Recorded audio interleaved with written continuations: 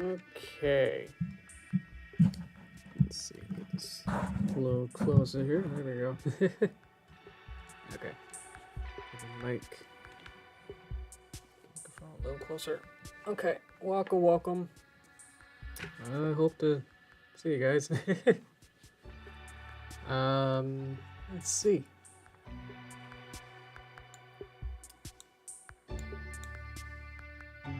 Okay. There's always something over here I can click. Good. Okay. Alrighty. Cool. That looks good. Let's see. Well, hello, over Horizon. Very nice. Fan. Well, I appreciate it. Thank you. You're probably my super fan who's actually making derivative work of my stuff. Excuse me, speak Spanish? You want me to speak Spanish? I'm not gonna be able to do that. I'm sorry. I think we had this last time where I'm not fluent enough to be able to just speak Spanish for you. This is a English speaking stream, so it's in the description where it says that. I'm learning, here and there, but yeah, I won't be able to speak Spanish for you, okay? Because everyone else won't, everyone else who won't know Spanish won't be able to understand me if I start doing that, so. It works for everyone else, so. Yeah, so. Sorry about that. Hopefully you'll be okay enough to deal with me here. Let's roll on in here. Okay. So yeah, Pika. Welcome. Hope everyone's doing all right. I'm doing okay. I was able to finish a commission yesterday, so doing a little better. Always a pretty stressful trying to get those done. So yeah. Hope you guys are doing good.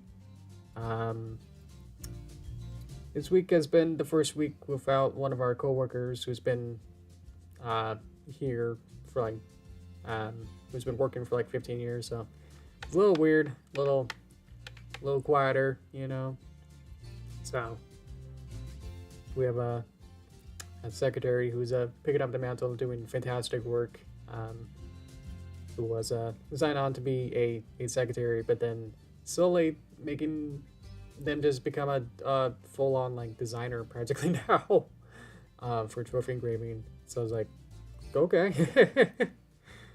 Pretty much filled up that slot with them already. So yeah, it's a little weird. But yeah, hope you guys are doing good. Let's see. Welcome. Oh, there's not enough vowels in there. What of it? Welcome. Okay. It still doesn't help. Yes. Hi friend. Welcome. Pika. Yeah. Hello.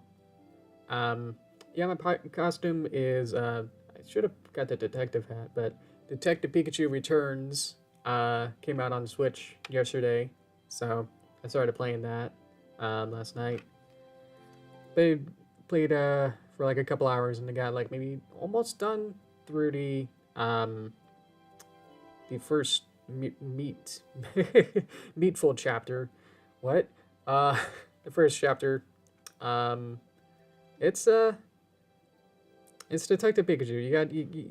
You gotta be ready to sit down and read a lot. Every conversation takes 2 to 3 minutes. If you just want to talk to one Pokemon, and then everyone has to say something in every conversation. It just takes forever to get through anything. make any sort of headway. It's a visual novel in a sense that's like it's just talking, and then you can walk around at some parts, but it's like, yeah, you're pretty much just talking to everyone. But I finished the first Detective Pikachu, and so that was really fun. So I was like, let's give it a shot, and don't want to go in with too many spoilers. So I'm keeping my head low around that. So I didn't really read too many reviews about it, but it's like, yeah, it's pretty much Detective Pikachu again. So let's see. Getting invaded by Over the Horizons. Welcome, I guess. If you're, maybe it's a different account. I'm not sure, but thanks. But yeah, Pika. I'll try and have a different costume each week for October for you.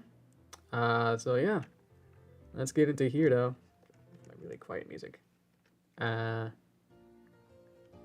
a little better.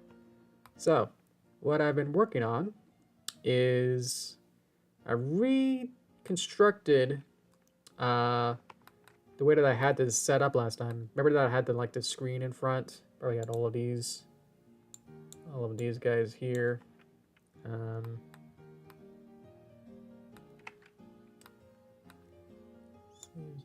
Oh, there we go. And I have my screen.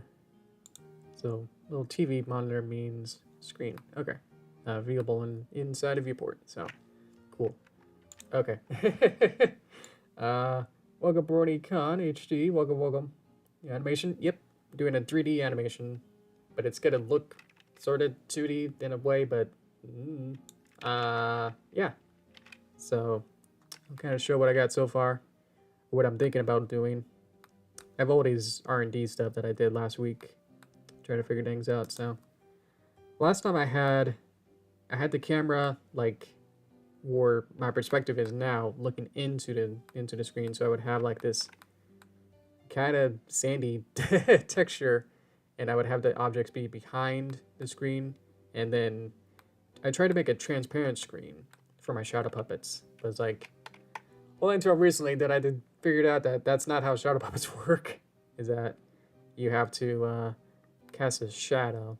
So yeah, so this little stick is probably my best bet, and that is hidden because it's my test stick, and it has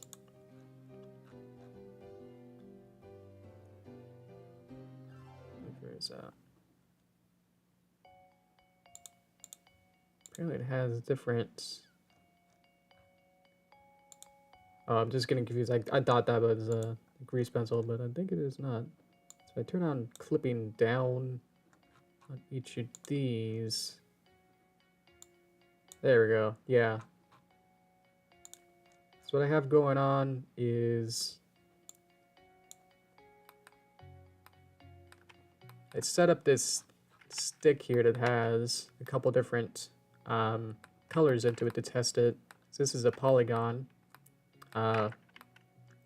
just mesh, instead of it being a grease pencil like drawing. And so I was able to set up different color variations and assign it to different polygons. So these are all the different colors here. Obviously, because it's right in front of the camera, it's looking into it. That's why you can see it. So I am going to make this. I figured out that you can do this little clipping kind of cheat, where if I do the clip threshold, put that to 1, and then put that to all of these guys, it actually makes it invisible in the camera view. So I was like, that's pretty neat. And so if I go to render view, it won't show up, but it still exists. It's just being hidden because of the clip threshold, I guess, which all of this isn't going to make sense. It's probably not going to make sense to you guys, but yeah. But what's going on is that there's a light somewhere. There's a light here that's being casting a light through everything on, and then it's getting hit on this sheet over here. And so this becomes a real shadow. So you can see that. I added a little noise texture onto the sheet so you can see that it's kind of a little bit more rough of a texture, and I added some ambient occlusion So it gets this little red kind of glowiness to it. So all these other stuff is to figure out what works and what doesn't. And I haven't really tried much of this, but I think if I turn clip, then it just goes away. Yeah. So what I think I'll do is obviously go with the stickier version is the best, and then some of these sort of work, but I don't get what I want to see in this is maybe to see like the actual texture of this and not just a shadow version of it. Like I want to see the color through it somehow, but I understand that doesn't quite make sense. So even if I put this to hashed, backface culling could be on. Turn this to hash. Like I expected to sort of see some of the details out of it, but yeah, I can't. So I'll go with is my stick and then hide everything else out. So render this out. Should be Eevee, so it should be quick, relatively. Yeah. So this is what it'll render out as. So even though I still should, in theory, have my stick be right in front of my camera, which you saw earlier, this is looking at the camera and going through it.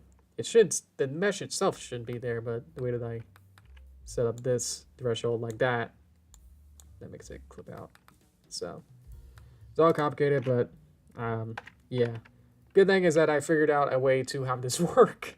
So yeah, I got the this little overlay that I've just found online and works really good. Is that I can now kind of see where all the YouTube short icons are going to be, so I can set up my rule of thirds and everything.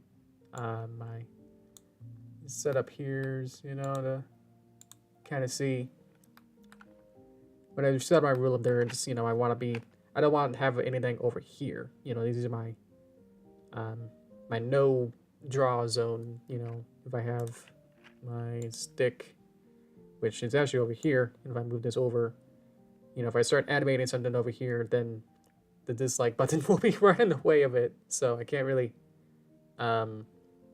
put anything over there, you know, same as if I start animating something over here, it'll be cut off or it'll be hidden underneath the YouTube Shorts overlay at the bottom. So it helps me a little bit. I think it's a little bit different on every device and the way that you watch it anyway. You know, if you're watching on a desktop, then some of these buttons are off screen, so they're like on the side, on the right side, like where the puppet is now. So I was like, okay.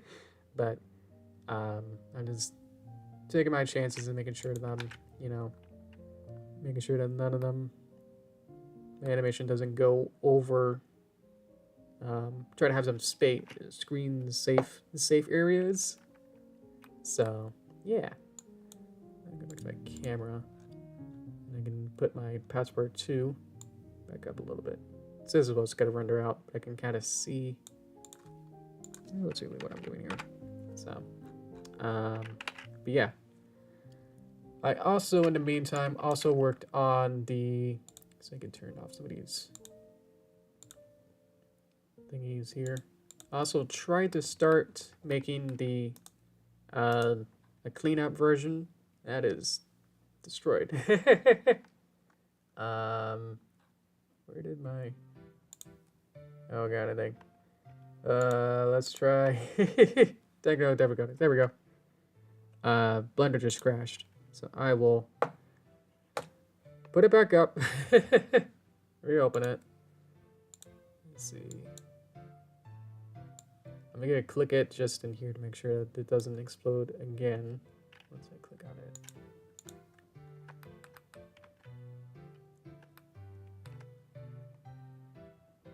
Turn this back off. Okay, it selected it and go through a couple frames. So I don't know why that would happen. Anyway. Boop, boop. Okay. So that can happen. So I gotta be really careful because I lost a couple of my storyboard drawings like in here. I lost a couple of my storyboards for when she starts to cut herself with the knife. It's not really showing up here, but yeah, it's over here. So I had to like redraw all of these frames of her making the jack-o'-lantern face. So last time it like got destroyed when it crashed before I could save these drawings. So I recreated them and redrew them. So I had some other little technical difficulties with trying to make a new version of my storyboard. My storyboard version 2. Just gonna save out of scared. I try to put this on different layers. So now I have an owl and a branch layer in my grease pencil. Try to color code it and trying to animate it. Just so I can have a little bit more clarity than my super rough pictures, and to make sure that I knew more closer to a better design, you know, compared to this. This is not what an owl looks like. So I kind of redrew it to make it a little bit more cartoony, a little bit more solid drawing. So I wanted to redraw the entire storyboard and make different layers and all more fun stuff, but I was having a lot of trouble. I was working on this in between streams, so you missed all this when I was working on this.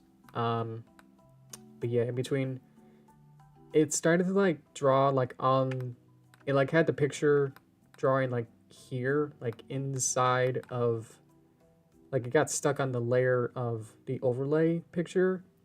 So I had to like move them over and then rescale it and then do some more weirdness. And it's like some of the drawing tools didn't work, and it's like it just became a mess. So I only really got like that far into the storyboard. So yeah. It seems that grease pencil is still not ready to shine yet. It's a little work in progress, and I'm using Blender 3.6 LTS, so I guess maybe in Blender 4.0, which is in beta or alpha or something, it may be better, but it's also more experimental with other tools, so it's like I want something more, I want to be stabilized in some of it, but if it's gonna have weird crashes and stuff, it's like, I don't know. So anyway, welcome. Leave Sasha, welcome. Good to see you. So yeah, that's kind of where I am, where I just kind of got some of the, not even the first shot, because like it becomes, this is still a continuous shot that it kind of transitions into this, and then Derpy rolls down a hill with the pumpkin and then lands with the pumpkin on her head, and then is like, whoa, I got a pumpkin on my head, and rushes off. And then here's some town ponies over here, and she tries to like, you know, go to them to help. And it's like, hey, can you help me? And then they're all like, whoa, that's so scary, and then run off. And Derpy's like, oh. So she's like, I gotta get some drastic measures, and gets a knife and grabs it. Hey, guess what? I think something broke. Oh, there we go. Okay. It was lagging. Grab the knife and then pokes her pumpkin head. Just want to iterate on that. And then slices a big chunk out, and then comes a nice little jack-o'-lantern face. And then tries to go back to the other ponies and be like, okay, is this better? And they're like, what? No. And then her pumpkin head falls off, and then her head's stuck inside of her neck. And then her head pops out of her neck, and she's like, well, all right. And then that's the end. So it's going to be a lot of work, but most of it is just going to be making the assets and trying to, I guess, work with the program. The program's gotta, this Blender program's gotta be my bane of trying to figure all this out. As you can see, like I was just trying to do some easy storyboards, and you know, just kind of, I was just trying to touch and, you know, look at my own storyboards, and they were breaking, and I should crash just today. So, yeah. But I think, what should I start with? Should I make the I want to make like a little theater and make a little vignette and stuff, and make maybe make my first shadow puppet or something that'll be in the show or something. So a bunch of modeling here. But yeah, we'll get started on that now that everyone's kind of a little caught up. Welcome, Fluttershy. It's good to see you. Pika Pika. So let's see here. So I don't need my storyboard for right now. I don't really need my overlay, which might be this one. I forget. This is my. Oh yeah, it's parented. Oh yeah, it's parented to here. The overlay image picture is parented to my camera.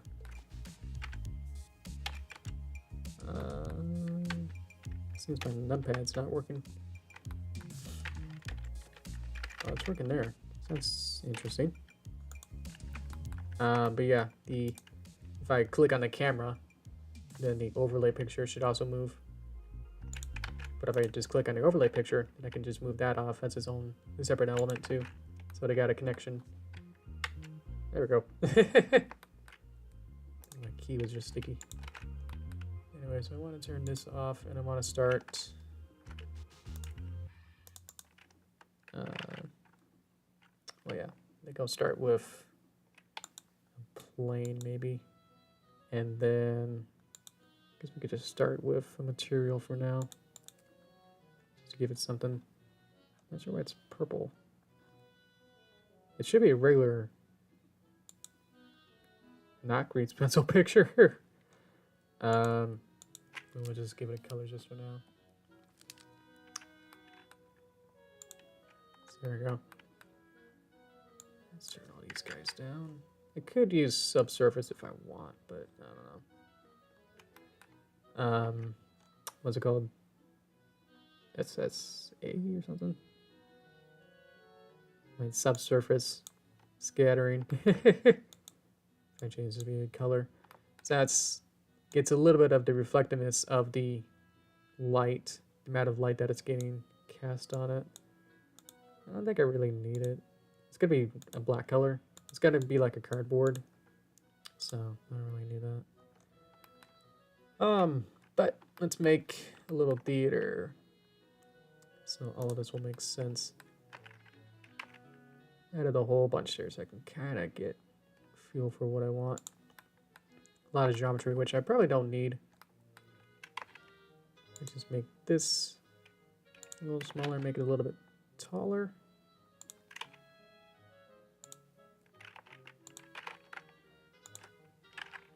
So this will be connected. Give me some room here. Okay.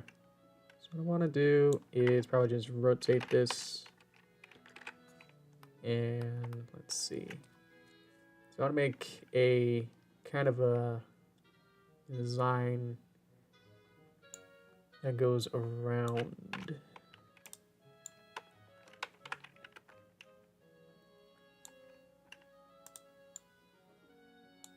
So I can do a loop cut.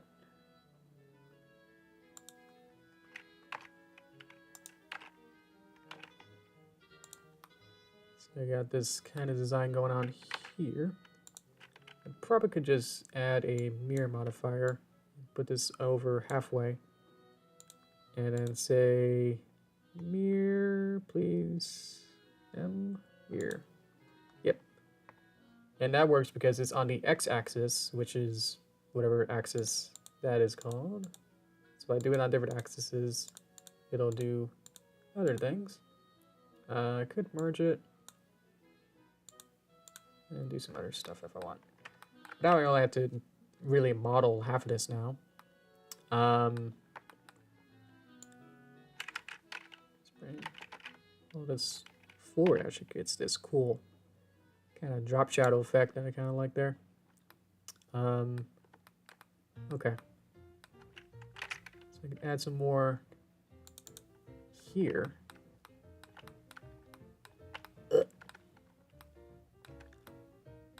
I can make it maybe kind of have...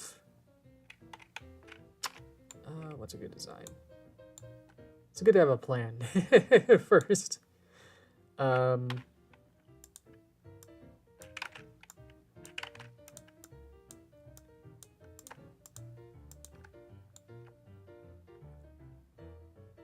That's not bad. And then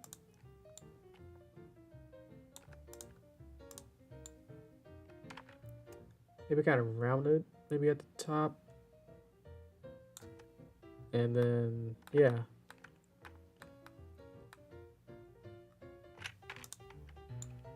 Doesn't go all the way down.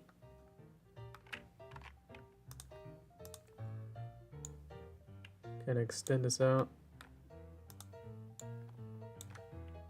We could just have maybe a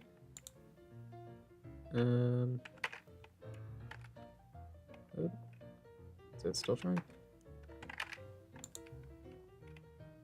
And then near the bottom here, have something extrude X. So now I got a little box here, and so I can go into here now. If I want to, I can probably just bring this down a little bit and make it a little bit smaller. And so it'll kind of fit inside of here a little better. And so we'll have this little in-between area. And so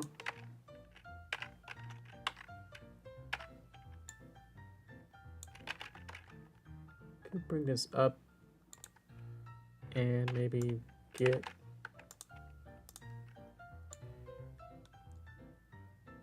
extend this out, and I could break things a little bit and then add a little bit more room just to make it a little bit longer. I could merge at last, and then let's grab these guys and maybe I wonder if I can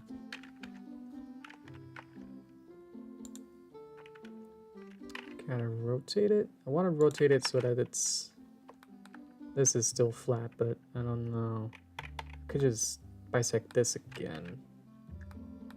Do I go? Do got a triangle though. Yeah. Let's kind of move this in, and then by extrude this out, and these will be little flaps that'll kind of go out, and then I want to have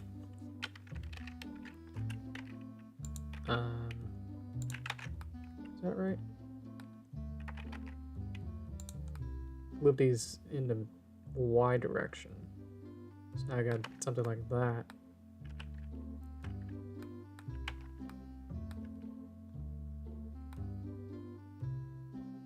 We're having it be tall, so it'll kind of fit with the, you know, tallness of the display screen. The view of the YouTube short box. And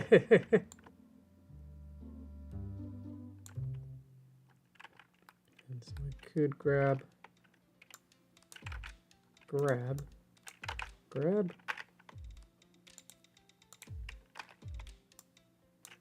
It's like I'm already selecting things. Let's kind of poke it up.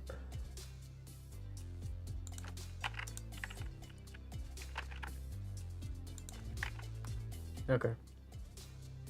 I got something a little simple. So I could add a lot more details into this if I want. Right now that looks pretty okay to me. And I can change this back into like a, bring it to here, and then bring it way down. Add a little bit of blue or something into it. Okay. Another plane. This will be my floor plane.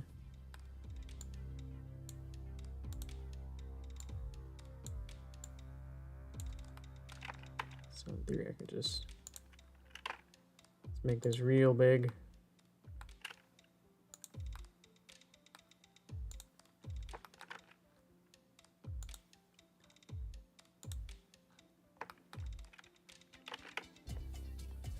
Down a little bit. Okay. And this can also be a kind of dark color.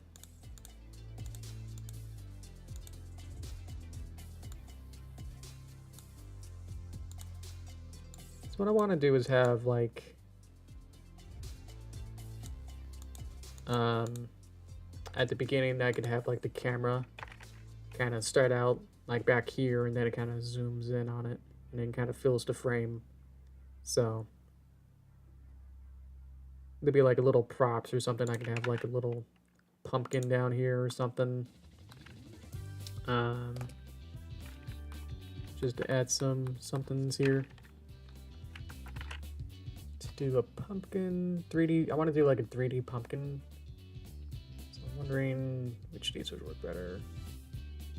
Should I do a UV sphere or an icosphere? Subdivisions. I could do one and then edit that later. Because I can just do a shade smooth operator modifier. Ooh, look at that. Ooh, look at that. Creates a shadow. That's so cool.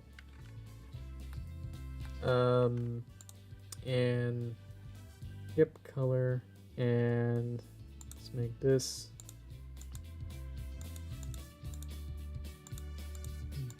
dark orange. Kind of tap around till I get a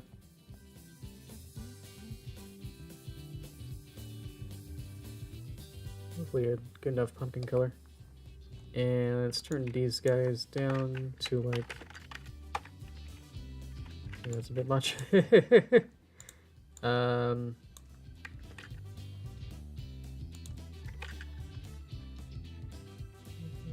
see this. Probably need something then.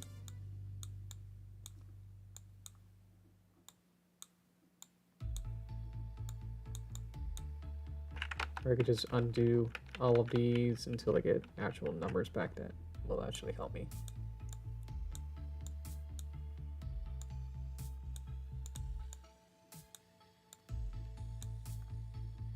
I think my subsurface radius could be brought back down.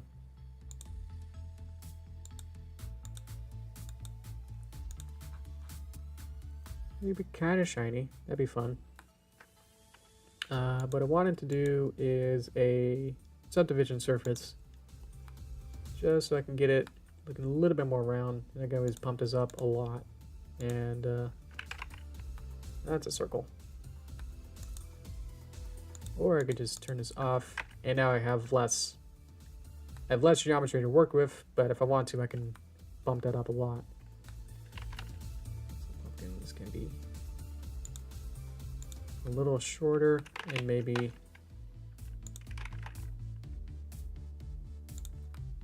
like that. And I can get maybe some proportional editing with this to be make it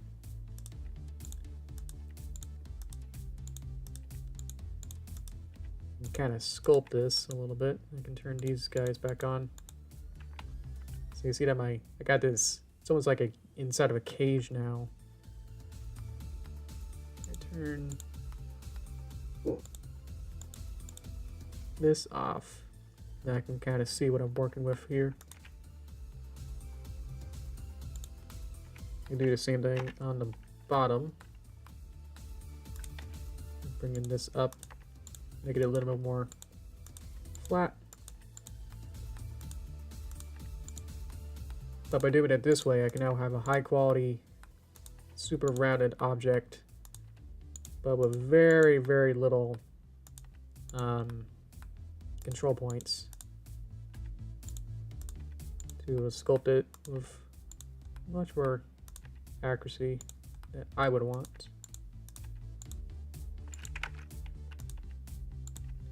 While maintaining it just being looking like a weird bean thing.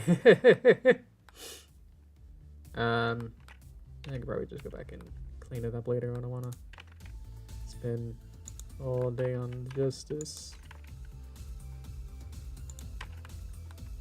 You can kind of drag this over to the side, maybe rotate it a little bit. So when I do my zoom in or out, I'll have a whole bunch of stuff, and then we'll zoom in on the animation.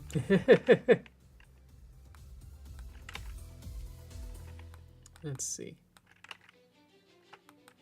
Get in there. Welcome. What do we got? Oh world, welcome, welcome. Let's Daisy do a new project. Sure. Oh my goodness. Interesting. I wanted a witch cauldron or something, some sort of a cauldron thing. So I can start with maybe a cylinder. Let's pump this way down. Maybe an octagon. A little bigger, a little shorter. Get something here. So what I definitely want is a whole bunch of these guys, and then I can pump these out.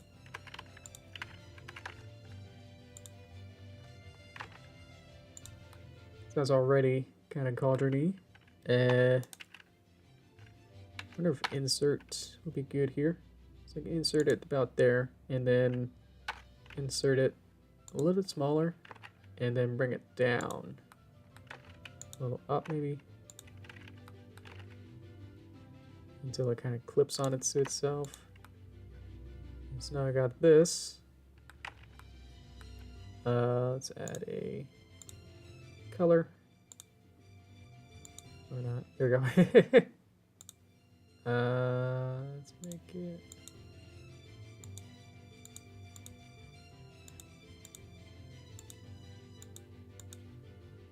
Let's see. I can add a little bit of sheen. This is my kind of shiny specular. Roughness would also help. I can make it a little rough. A little bit low. Clear coat rough. Let's turn that down to 0. IOR. Subsurface, like, let's turn that down. And let's add that subdivision surface. See, it kind of makes it way smaller. Let's kind of pump that up a little bit, and let's do another shade smooth, and that automatically just makes it look real nice. That looks okay. That's acceptable to me. Do. Spend some time. Appreciate it. So if I add another loop up there, I can add a little bit more definition in there. Can't really see. I have to turn this off just so I can see. If I add another loop in here, you can see I'm changing the kind of the bevel of that. Let's see. I'll probably add another. What am I doing? Wrong button. Let's do. Select this. Insert. Bring that in.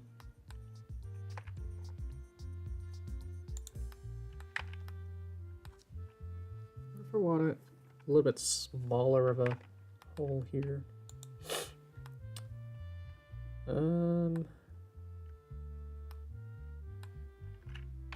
If I can grab this loop here, probably punch that out.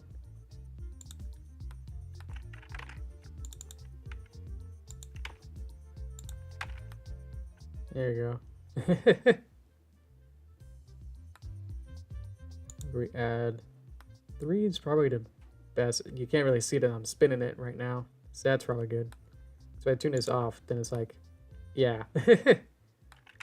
So I kind of like this type of modeling where I think a lot of people use it, where it's like it's having a low something editable. This is super easy to edit and be able to like pick any point and it will change things dramatically, and then just add in a smooth modifier and then making it real smooth as like a final asset. So yeah. What? Let's see. One of the most famous ponytubers for its animations in the top 20, because there are no more ponytubers most famous for the first Hasbro. Hasbro has a ponytuber? I like to see that. Well, thank you. I appreciate it. Yeah. I've only really seen ponytubers like that other one that's kind of minty color. Green color. I think they have like a more live 2D, like kind of like more anime, much more fluid character design, which is not bad, you know. It's not like I'm, you know, I'm jealous or anything, you know. It's like it's fine. But yeah, I definitely got a good model. Whoa.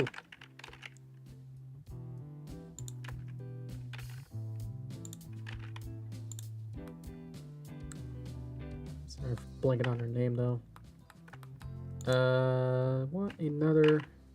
Want to make like the little handles. So let's make a cube. Problem is that I have the subdivision. Subdivision works on an object basis, so these are in the same cylinder object, but that means that everything I add now has it. So it should be a cube, but it's adding it to look like a. It's adding so many deformers. It's simplifying it. It's adding so much geometry that it's not simplifying it. So what I want to do is make this look like a hand. How do I want to do that? Definitely want to add a couple here, and it's adding the.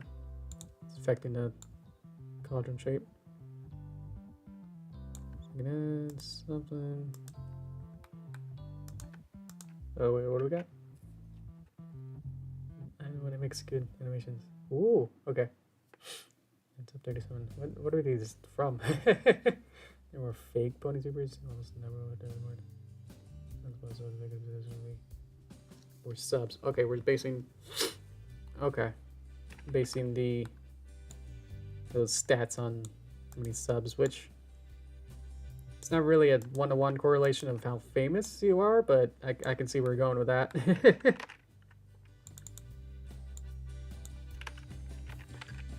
Oh, scale X. There we go. It just makes it more flat. And then push it down. And then I'll modify this so that'll look better. But I gotta say hello to Judd. Welcome, welcome. Hope you're all doing good. We're going for 40 minutes. Okay, cool. I'm making a couple different props for my animation. I made this Shadow Puppet Theater. Made a pumpkin. And so now I'm making a witch cauldron.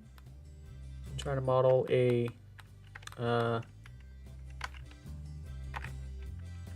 handle for it. What I want to do is probably add a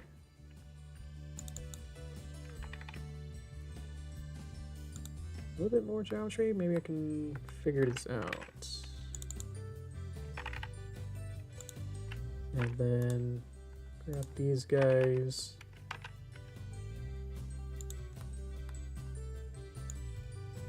It's probably going to take a lot to make this work. What do we got now? We got this weird kind of shape going on here. I'm just gonna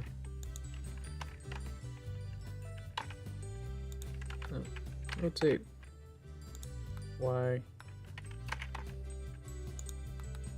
Oopsie.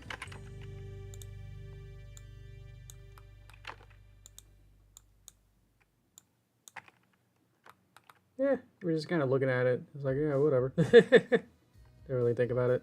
They probably got this kind of angle, so just needs to look good from at least that point. Not to think like, oh, well, what the? That doesn't seem right.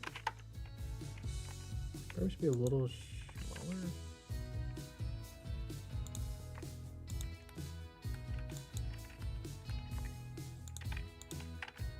Yeah, something like that. Let's duplicate mesh. And now I got 2. And then we just kind of symmetrize this as best we can.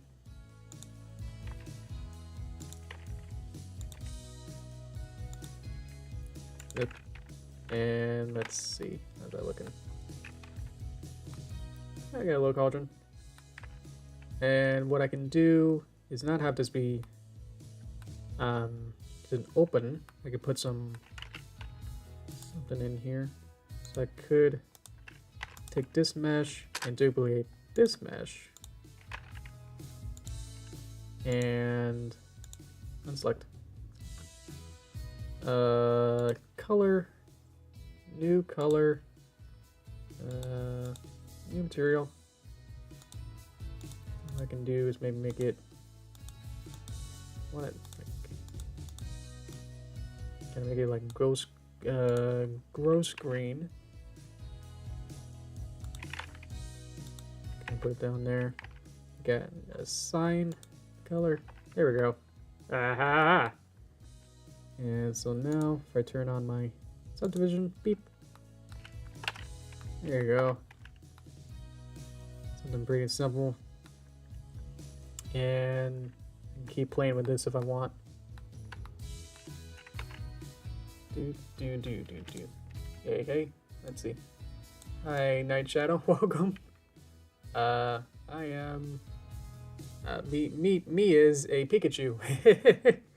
I should have put the hat on. I wanted to do Detective Pikachu because the game, the Detective Pikachu Returns, came out on Switch yesterday.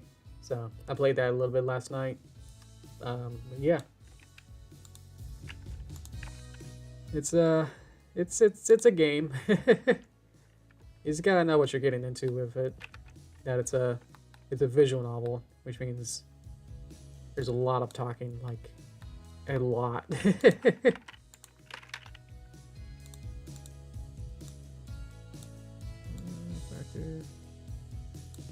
That's okay. Let me do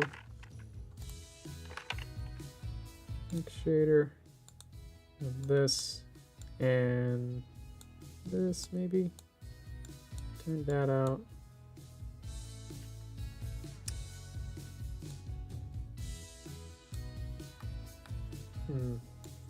Maybe I should add a RGB, shaded RGB? No. I want to mix RGB. Is that one of them?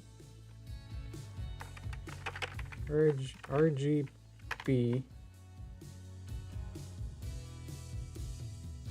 Curves. Yeah, that'll be fine. Is it? Is it using that color? No. Welcome. Hello, Plasma. Love's love. Love is love. Thank you. What I want. I could have all these sine waves going on. Oh, they are sine waves. Saw. Triangle.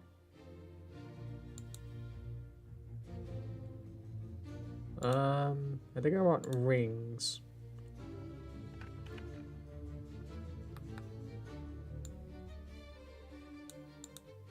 Sine rings? Ooh. Put the detail low, detail scale, detail roughness. what I want to do is change the... Is it the color? There we go. Okay. It's still using that, so I can turn that off.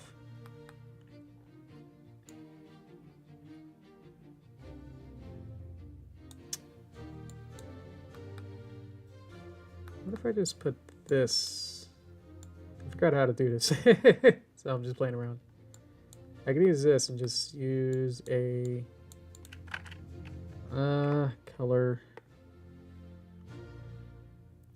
mix color. No.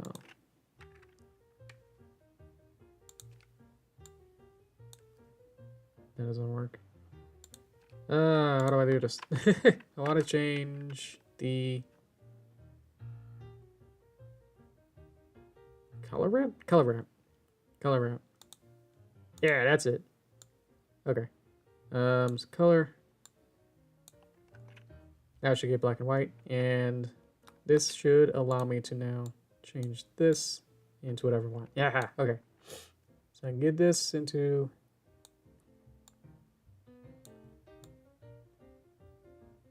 some sort of green here. And then on this one, change this also into a green. Ooh, look at that. Some of this. I can change this into constant, which makes it look more cell shaded. If that makes sense. Turn some of these bips off. Do something like that. Look at that. Look at that. Scale. Maybe I get it. Yeah, probably make it like a little smaller. Scale. Distort it, like round these out a little bit. Detail 1. That's not 1. Detail scale 1. These are roughness. I'm just rounding these out so they're a little bit easier.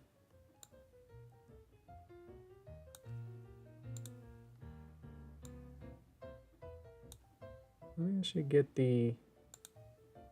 this color, and then I'm gonna bring it up and maybe bring it a different place here. So I think I want this one to be a little darker, but not.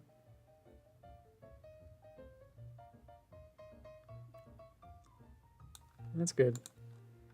Okay, so I can actually animate this as well.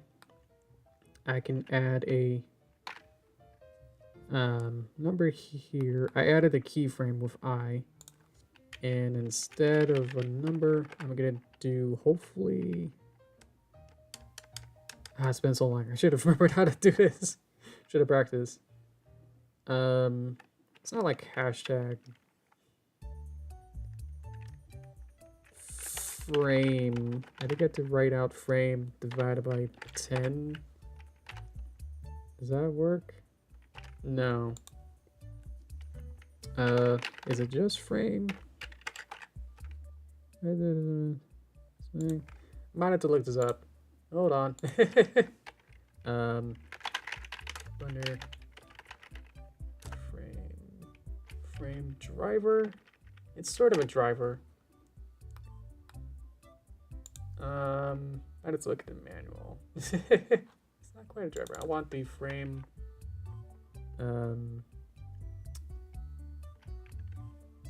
Slash.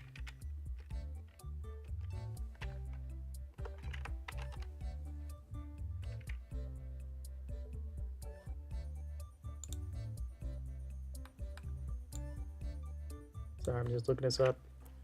Let's see. Not a frame node. Retrieve curved frame number for using geometry nodes. Let's see.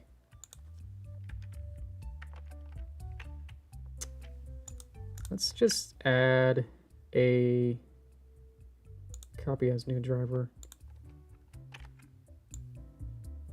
Because I want to be able to animate this. Let me add a... What I could do is look up one of my old animations and then see what I did. Actually, I want to do timeline just to see what's going on here. Should I do that? Because I think one of them would work. So, because it'll be fun. It'll be worth it. So, hang on.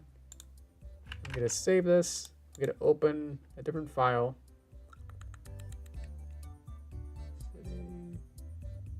Interior, click save.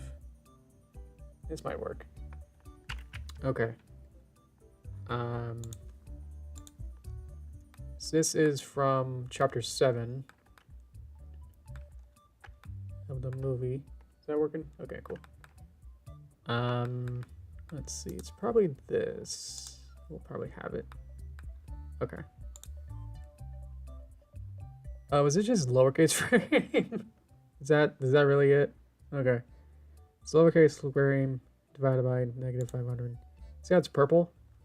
So that means that it's actually taking every frame and then it's taking the frame and then dividing it by -500. So if I played an animation, then it's actually gonna do a certain factor here. So it's taking a frame and then choosing that into its mapping location for a graphic of the coordinates. So what would this be? Let's pretend it's like one of these or something. Sandglass blur gradient. Might be one of these or something. And so like I did not key animate a lot of stuff that's animating right now. I was able to use some values here, probably some other values over here. There's a multiply value with this mix shader. So this can get pretty complicated, but if it means that you can dynamically change all of this, you know, on the fly, basically, it means you don't have to go back and like key animate any of this. None of this is key animated. But if I go into one of these, maybe you can see that this also has an emission strength that has this might be keyframed. This is keyframed, but I was able to access this property by going in here, and I think this just has a whole bunch of different animations in there. There's some other weird stuff where there's like flags that have simulations where I didn't have to animate. I didn't have to animate this, but I just put a wind turbine that's being blown on it onto this mesh. So anyway, hopefully I know what I'm doing now. I can go back to my other one. I have to remind myself how to do things.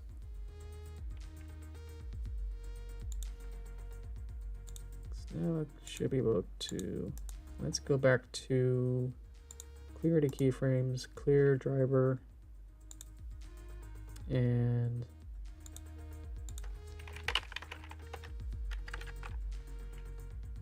might have to be, let's just add a keyframe here.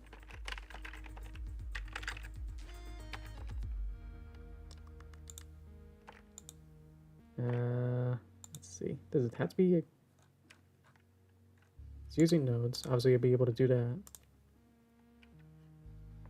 Hit the key set.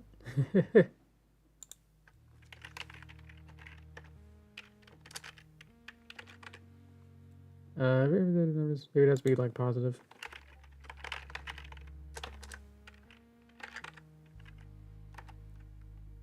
It almost works. We're getting closer. Maybe. Well, what I can do is go to here, clear the keyframes, insert a keyframe, and then go to another frame, insert another. I think I probably have to do this into it. I reminded myself how to do this, so let me see here. I can do a Cintiq set.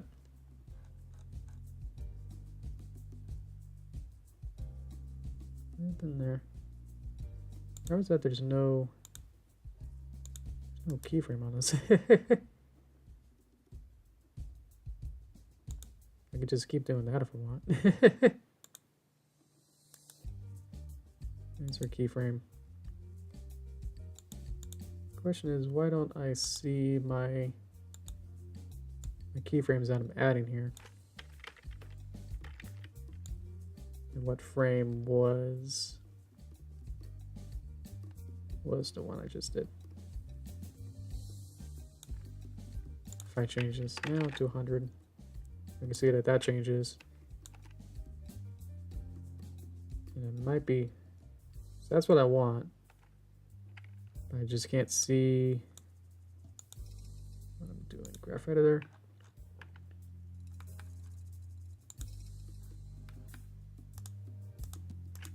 Okay.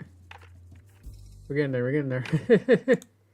If I take you, and if I take you, and if I make this into a linear, this should work. Ah! See, I wanted to do some drivers and some other fun trickery, but you can also just keyframe it, and that seemed to work just fine, so there you go. Only problem is that you have to make sure that this goes on for as long as your animation. So I get to make sure that, you know, it's good as, if I want the animation to be longer, I have to also go back into here and like move this over so it'll also go for however long, but that's so that can work. And so I got some goopy soupy. The fun part is that might be in the, it might be visible if I put this whole cauldron in the right place.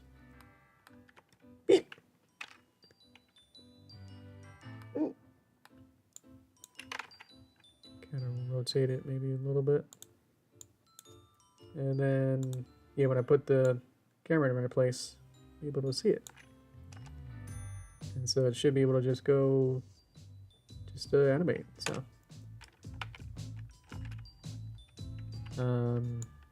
Yeah, so there we go. Okay. We got the set up, and don't want that to show, don't want this screen to show. But my test stick. What card I see more touch stick? Iron one frame. There you are.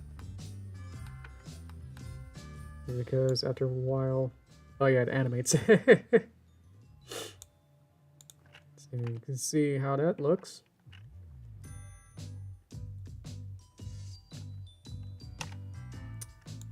And if I really want to, I could probably find a feature to disable the shadow. Maybe. Let's see. Oh, sorry. Welcome. Hi, unicorn balloon. Purple is lightning plus yellow. I'm Pikachu from Pokemon. I guess it's that. Did I just draw it wrong? I'm not sure. I thought Pikachu would be a little bit more recognizable. Sorry about that.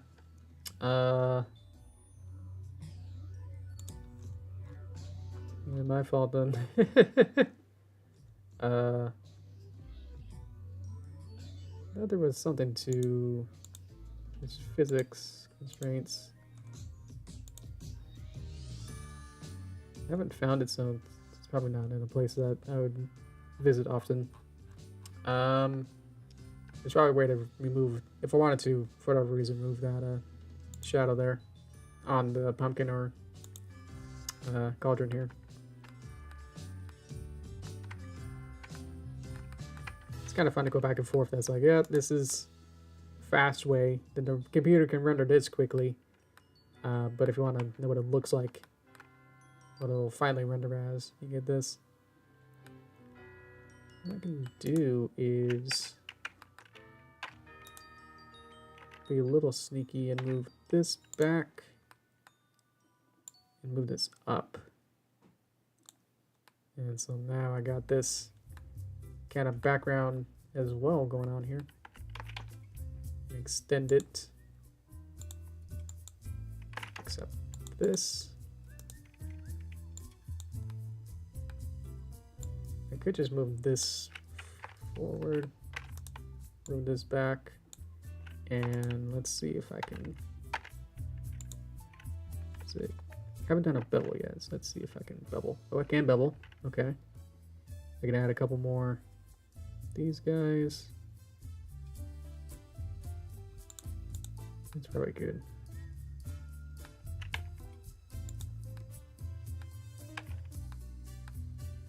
And so get something like that. Let's also do a shade smooth on that. And I can also maybe add a subdivision modifier. Subdivision surface. Yee.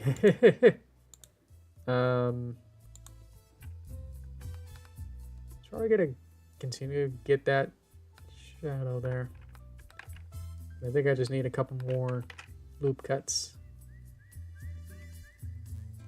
Or just bring it down to there and then just extend these out.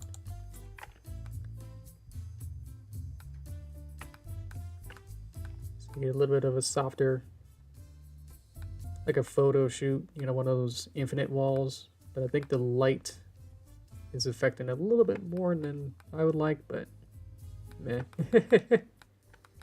So there we go. And let's make it back face culling. So now I can go like this and it'll kind of cut. I like that feature so I can like look through the walls and then have it just kind of disappear. Otherwise it does get kind of annoying. It's like I want to look at what's going on here and it's like I can't see. So maybe let's add a little thing on the little stem on the pumpkin. Make it's my Pikachu. It doesn't look like a Pikachu. I'm gonna probably, you know, we have to go back in here and, you know, make things more accurate for you. New, and let's go green.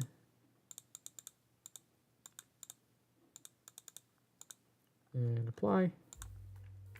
Okay. Should be darker. Okay.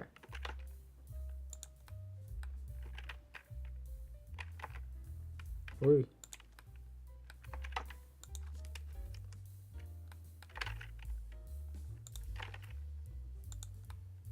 How was that? Okay. Let's add a couple going this way now.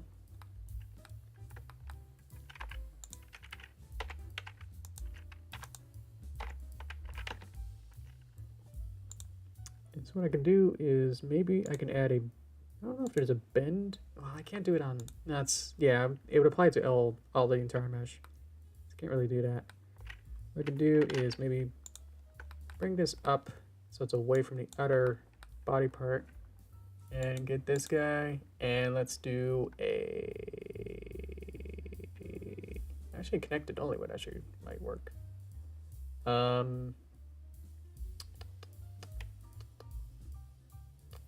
Maybe it's sphere, and then on that part, and let's kind of rotate it maybe, and let's kind of rotate it maybe. And so now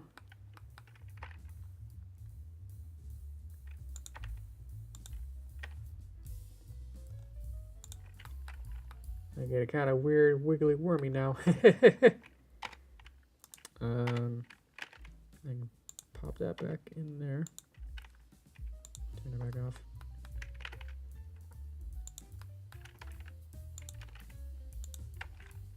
There you go. That's more, it's more like it. It's pretty tough right there. So maybe what do I do to do that? It seemed like it didn't get any these guys. Actually, it kind of works for what I want, but if I want it to be more cylindrical, I'll have to do a bit more work. Different kind of work.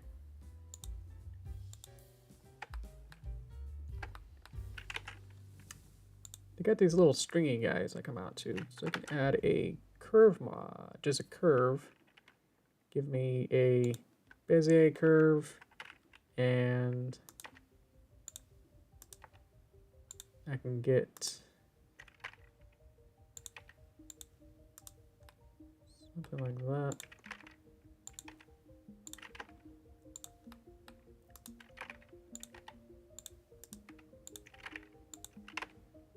These work really well for something like this. Okay. Bezier curve. Curve some modifiers. I can probably add some geometry to it. I can extrude it a little bit.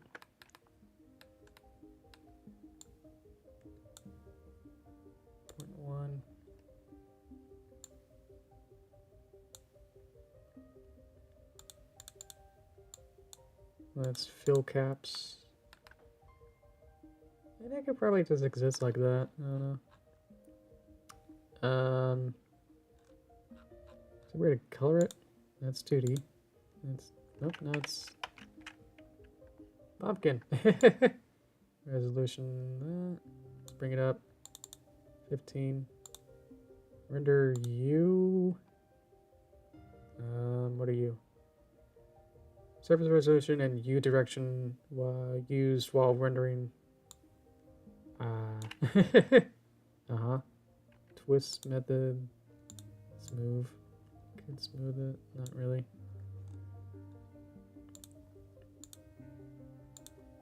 Texture space. I could offset it. That goes way over there. Oopsie. Thanks for objects. I could use another object to figure out what the shape of it is. I guess it's fine.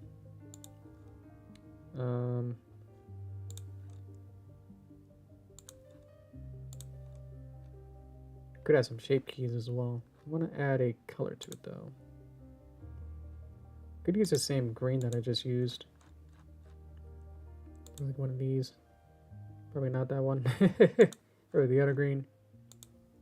Probably not 15, 16. There you go. I got this little guy. I could add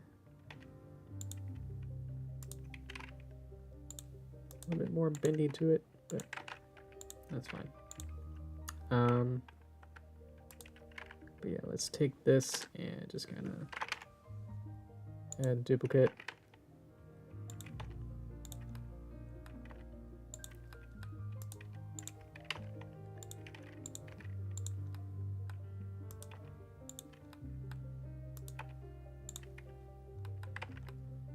Is that even how this works? I don't even know. If I just add enough stuff, it'll look good, right?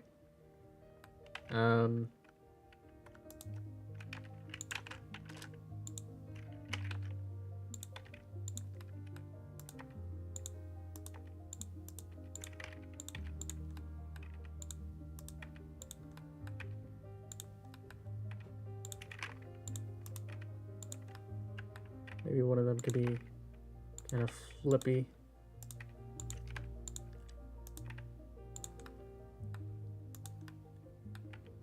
Bring this guy back there.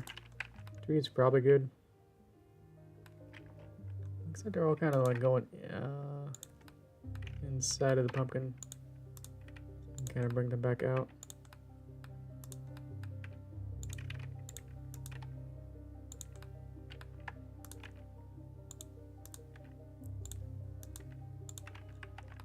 Something like that. Yeah, that's little hairs. All right. I could add another type of shading. could add another type of texture. What would work? Environment gradient, image, magic. They're supposed to be pretty smooth, but I also probably want to add, I think a sky or a Voronoi might work. Noise works pretty well. Actually, let's put it in the other part here. There we go. Nope.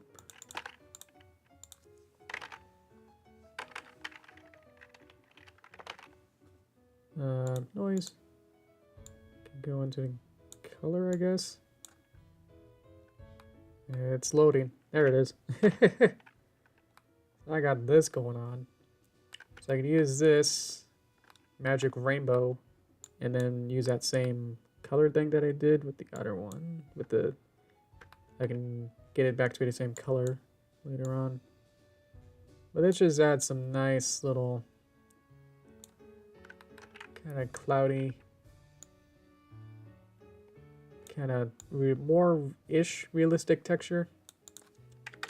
I don't want to distort it, but just to add just a little bit more oomph to it, you know? Let me get back to my other one.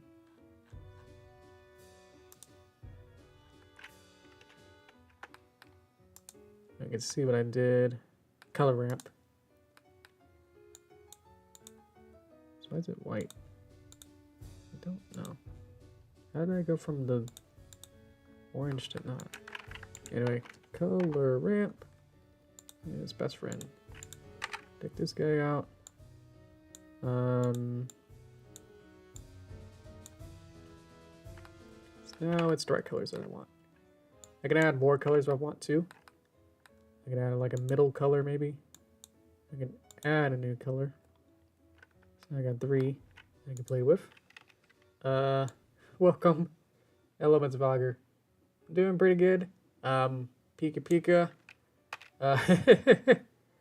Just playing with a lot of different, like, I'm dressing the set so I can have a whole bunch more stuff to the background going on here.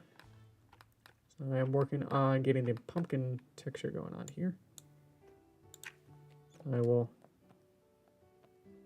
find a nice orange. I could probably just find a pumpkin picture and then steal that color.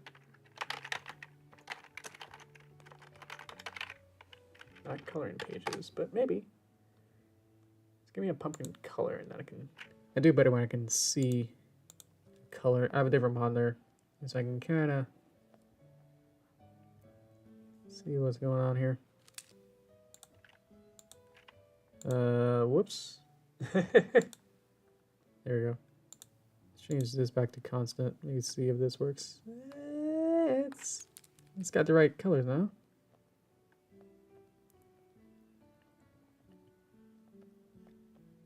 It is a little splotchy.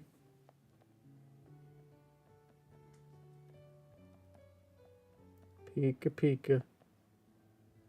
And I can kind of now dial in exactly what I want here.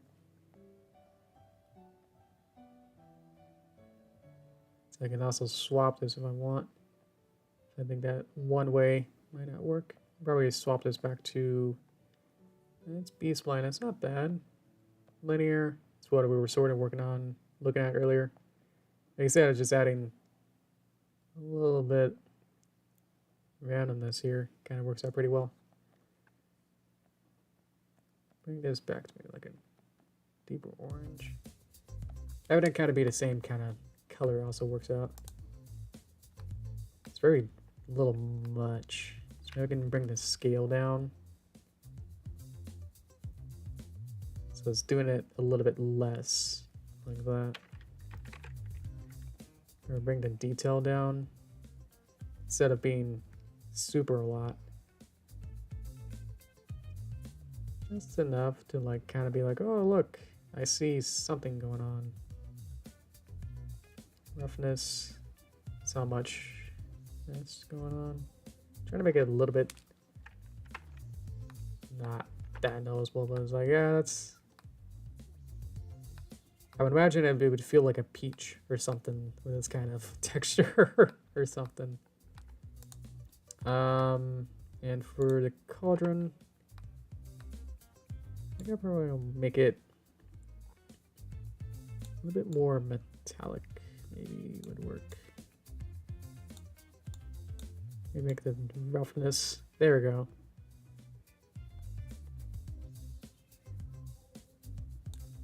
So that'll make it. Obviously, it looks plasticky with the mount there, but I can probably dial this down until it's a little bit less. There you go.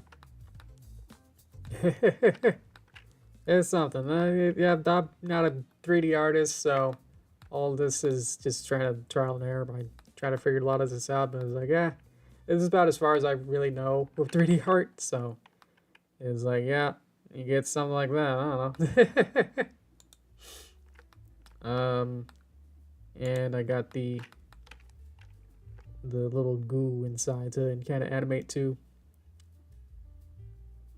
And you see, I haven't really made any image textures yet. Like, none of this is, you know, wow, look at that. None of this is, you know, all this is inside of Blender, you know. I haven't had to go out to, like, Photoshop and make a picture or, you know, or unwrap this or any kind of craziness. It's like, oh, it just kind of works. It's nice.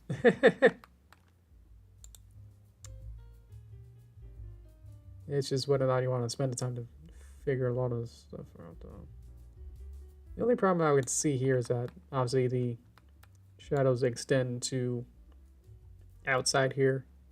So I don't really like that. Should I look that up? Blender object don't receive shadows. I'm just gonna look it up real quick to see if there's an easy thing. Make an object not receive shadows. Let's learn. Okay. Ugh. Okay. Go to object panel bottom cycles. It's not just a regular thing. Objects. Maybe one of these. Oh, shadow. Nope. Shadow names. Take space. Display as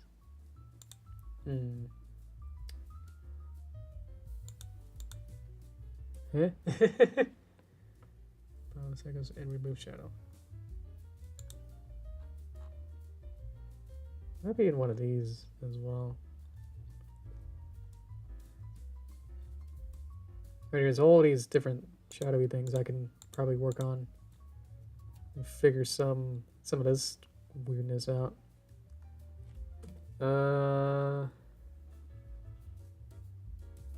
Don't use a diffuse shader. If it's environment, it will cast light itself. So just plug the image into an emission shader and know what's light path. What? Using an emission shader would work perfectly. Oh, an emission shader. Okay. Let's go to shading and let's just add an emission shader. Of course. And didn't do it. Take it. You know? My stick's gone. Also, my stick's gone. What? Hang on, what? How did that work? Why is this working? What? What? Okay. Well, thanks. Is stop ISSCPP. Thank you. What the? Okay. Can I just copy this? If I change it to a hex, I can just copy this number. And then paste it. Now it's my purple that I wanted. Cool. Okay. It's always something that I can learn here. This is exactly what I wanted. Awesome. Okay. So now, the only thing, well, the only thing really in this scene that's getting shadows now is really just my box inside of here. It's getting the shadow. So that's cool. Also, my stick is here. It just doesn't really, there's a light way back here. Light cash light, light bulb cast light onto my little screen. This Derpy is between the lights, so light go here. Derpy is getting, its shadow is getting cast onto the screen, but with some weird Blender technology, and I guess this might be a hack. There's gotta be a hack. Means that it's not getting casted onto this block, which I wanted. Probably turn this off or on. Interesting. Yeah, cool. That shadow on this might be okay on the big floor, but I could turn that off as well. Let's just copy this and put it onto, do the same thing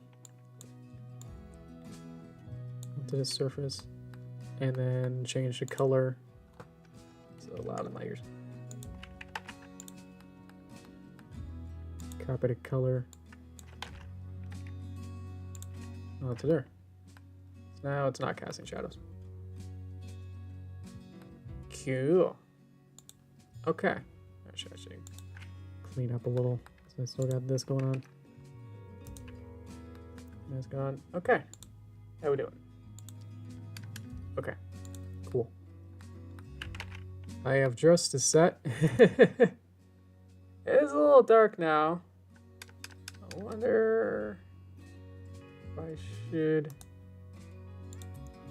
You know, probably would be okay to have... It did look weird now. I could probably bring this up a little bit. Maybe make it more purple. It'd be like a background or something. Anyway. And I could add some fog or something. I know in my other...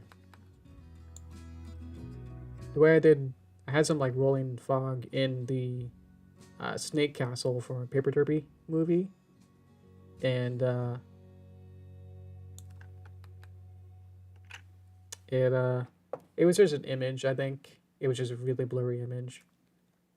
So I could do that. That's a little bit easier as a billboard kind of style.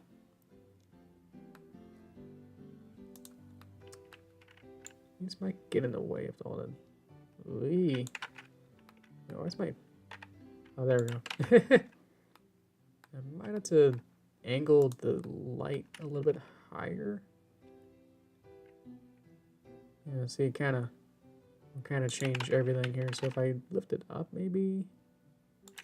it's all about the angle, I think. It's got a pretty good strength. I could bump it up to make it a little bit brighter. And then all of these are going to change how all of this works. Yeah.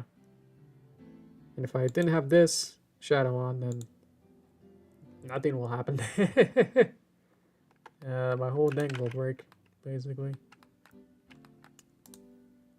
I just have an idea to change this to add a little bit more. Oh, can I add? No. I can't add specular into this because it's a wave thing. I think this is how I made the waves in Paper Derpy movie. Where I had this same kind of thing. Obviously it was blue. I think I did this maybe like, you know, it was just on a huge plane and I add some texture into it. Ooh, I could add some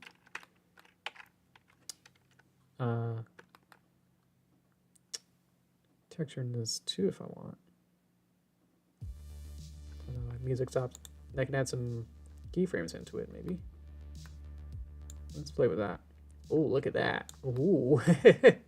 How would I want to do this? I could add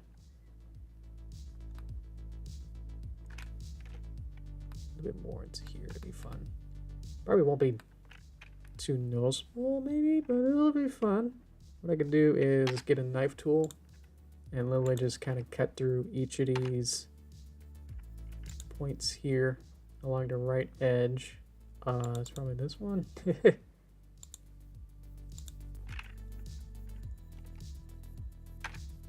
And then it doesn't look like there's two. Guess there is.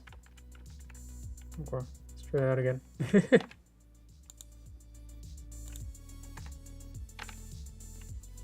And then knife through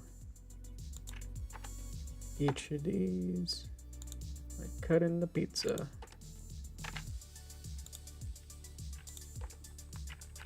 I mean, that just makes it so I can do this, which is cool in itself, maybe. I could do that, yeah, that can work. I could add something more elaborate, but it kind of works, actually. What if this will work? No? Okay. What I could do is say hello, and then think about this a little more. Welcome. Welcome. Window does stuff 101. Welcome. Pika Pika. I'm working on some prop work. Making everything but the shadow puppets, because I think I want to work on workshop through them a little bit more on my own time. So I know this isn't even, but this might give me an interesting war effect. Also just kind of get any of these to kind of go up and down. So let's do one of these shape keys. Let's put it in the right place first. Bring it down. How full should it be? That's pretty good. Okay. Let's get this. Add a shape key. This is my base. So all of these points here are going to be calculated right now.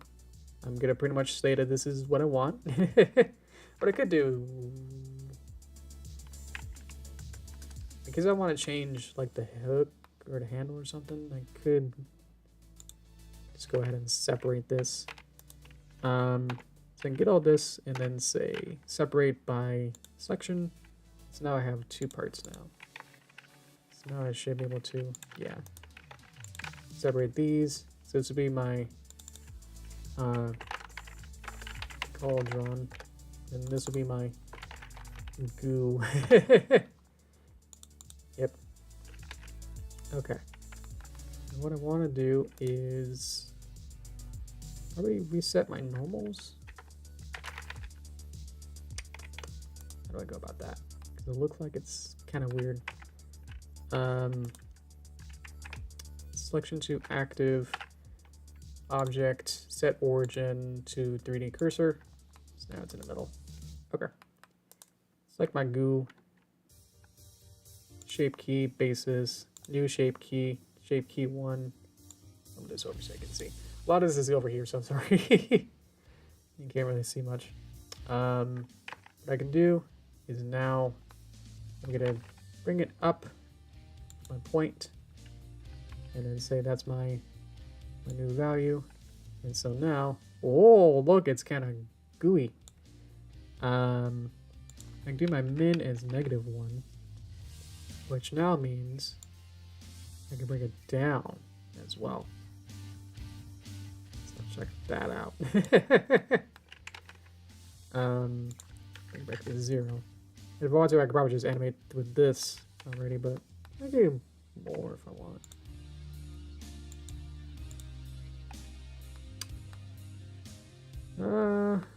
Yeah, let's just play with this for now. And so what I can do is do some animation with my graph editor down here. So what I got now is my keyframe, move left and right on keys. I got all my, knowing all my keys are in here, and then I can see my values of my keys down here. So if I add keyframe onto here, I can have it start I could have it start maybe like a -0.2 maybe. And then say that that's a keyframe. Hopefully. It looks like a keyframe there. And then kind of go maybe set it on here, and I could probably bring it to 0.2. And I should be able to see some keyframes going on here. And so now what should be happening is that it should be going up. And then just kind of go through here, I guess, and just kind of go through adding different keyframes as I go.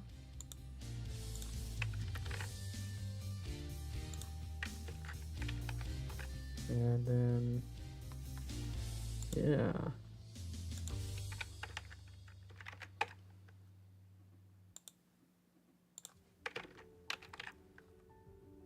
And then at the end, it'll go back to a 0. So now, what I should have, now is kind of more goopy, undulating animation of it kind of going up and down now. Yeah. Let's add some bezels to that. Not sure it doesn't show up too much on back here, so I can't really see it. So I can add more of these. Try to move that so I can see it. Okay. I can easily see my keyframes here. You can see that there's something going on here. That might be the other thing, the texture map that's going on there. Let's see if I can.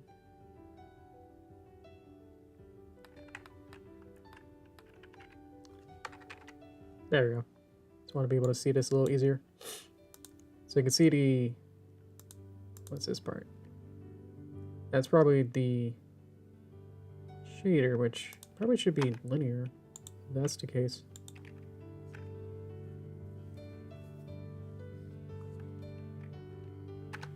And then I got all of these, which is what I just animated.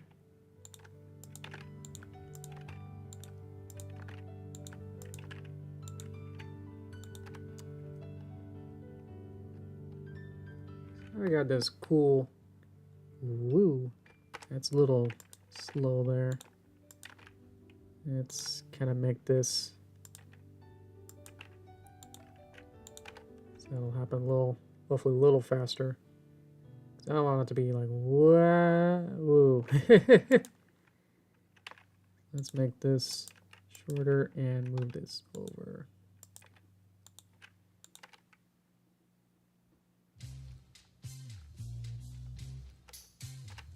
In which case, I could probably add a few more undulates. Or grab all these guys and just move them over. And then halfway in here, add another guy.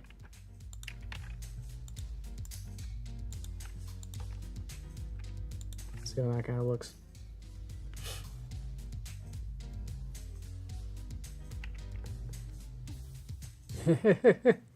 So I keep playing with it. I think it's still kind of a little awkward, especially right here. So I could probably add,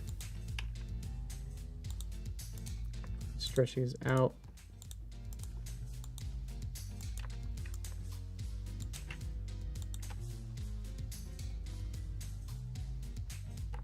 So why is it really slow right there?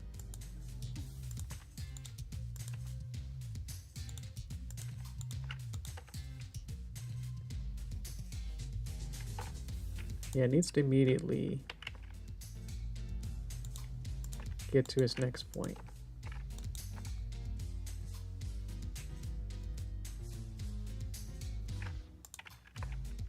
This should be shorter.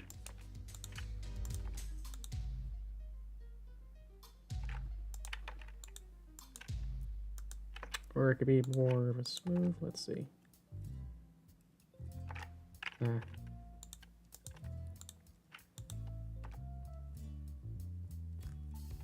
Oh, that's worse. You can kind of see it's just kind of how fairly simple it is to kind of play with these. And it's like only like really one polygon. It's one point. It's not even a polygon, it's kind of moving up and down. It's just like one point that's kind of changing this. If I want, I can probably grab all of these guys and Shift Y. Kind of bring it a little bit less because I don't want it to be too much there going on. Might be a little distracting, so I can probably, yeah, kind of bring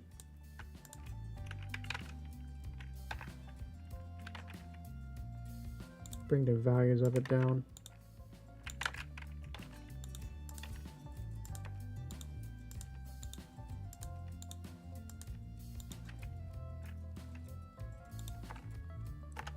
Let's see.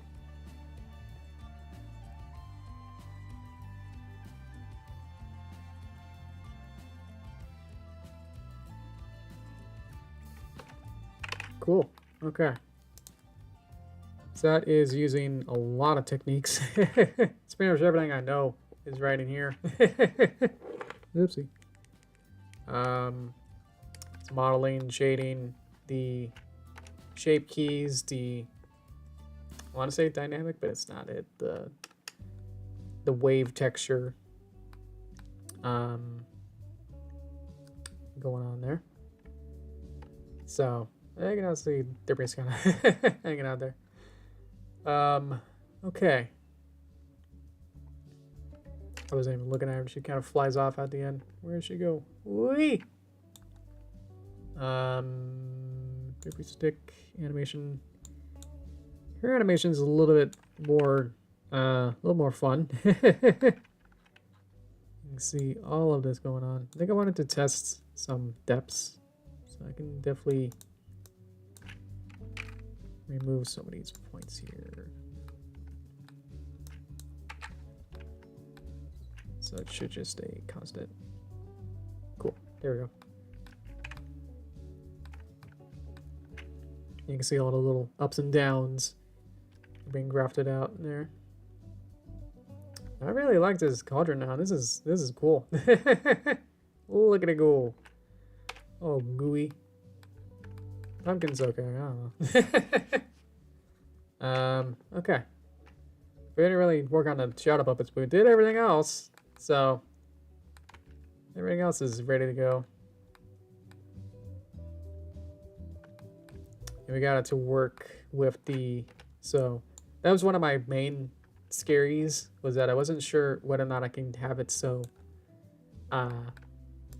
another object will not receive shadows, because that's the whole thing. I needed to make sure that because I'm tricking you in a sense, because you'd think that all the shadow puppets should be behind here, and then they're being puppeteered from behind, and there's a light back here, and then this is like a transparent screen or like a paper screen, and then you'll be able to see what's going on.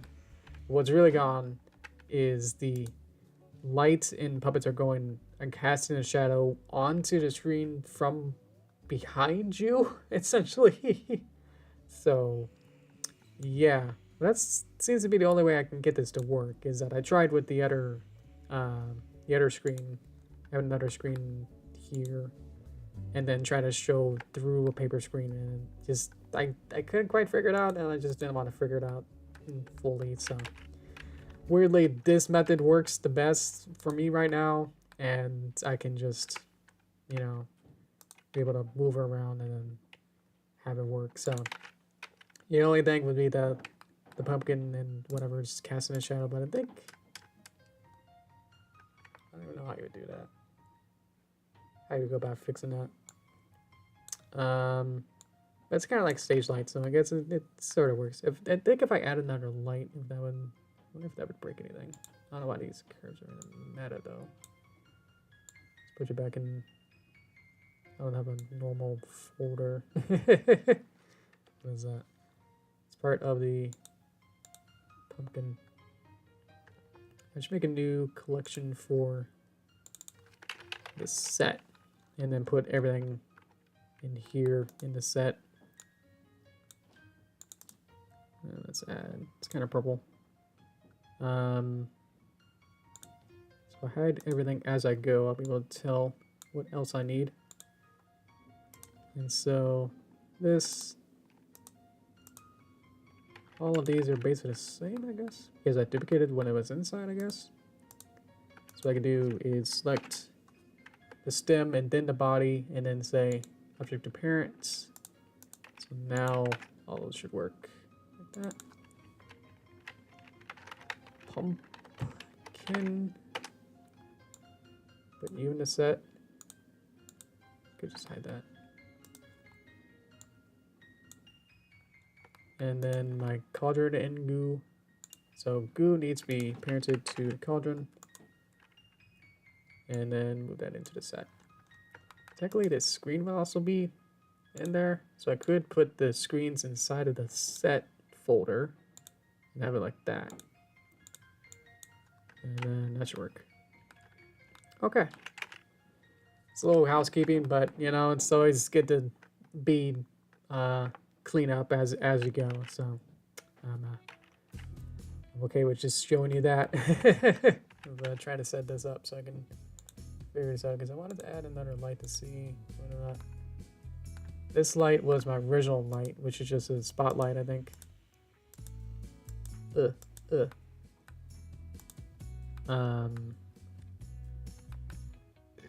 Excuse me. Let's see if it's not doing much. It's also facing the wrong way, and it's the 20 billion watts somehow. So let's just rotate it. Oh, there we go. So that's working. So if I wanted to, I can have a spotlight. If I needed a strong sun or a moon, I guess I could do that. Let's go back and maybe like 200,000, 2,000. Yeah, kind of see it. That's kind of cool though. I wanted to see if adding other. Whoa.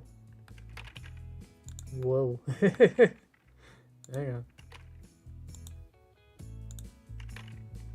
Lights here would help with the set dressing, or would it just not help here?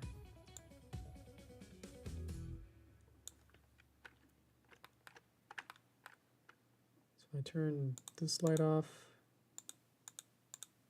It's adding a little bit. I want to make it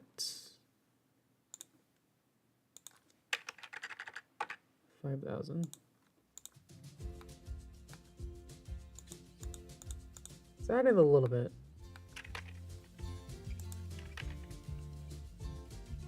You can see it a little bit there, yeah.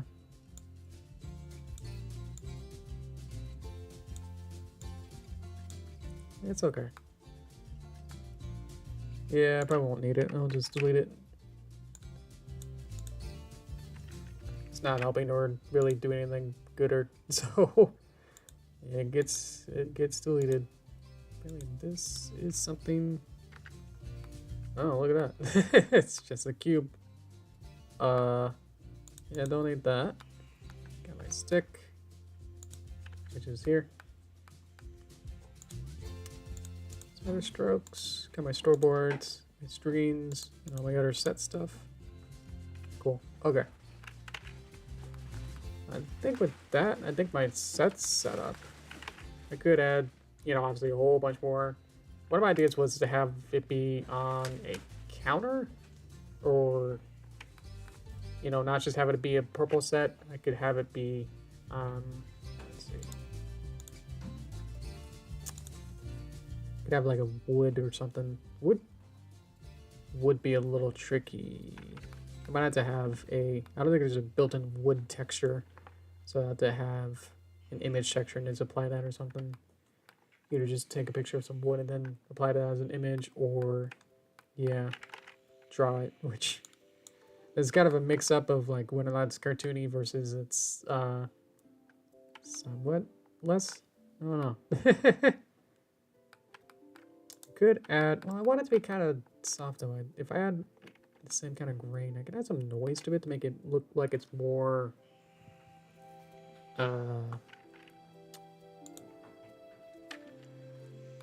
cauldrony. I don't want it to look too plasticky. So what I can do is go back to here and add a noise or a sky texture works better. Let's just try a noise texture and see what that does. And then we'll do the same thing as we usually do with these.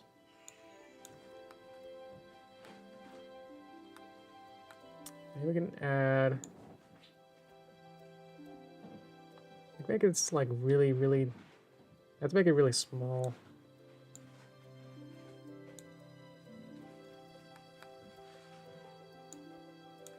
Huh. I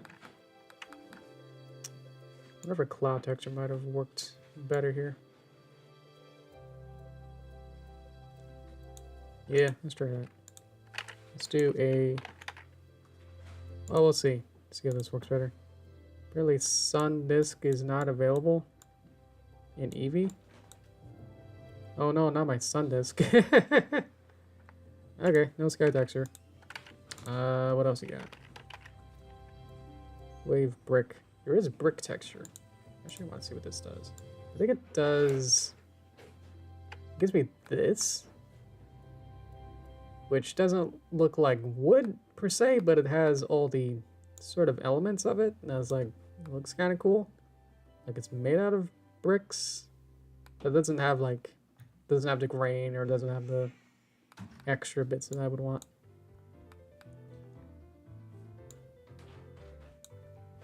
I don't know what's going on with that. Yeah, it's a lot of little fun stuff you can do. With all of this. Make it way smaller. Make a plated cauldron. Yeah, that's not what I want. No, that's good to keep in mind for the other thing. Let's see. For the floor. Let's see.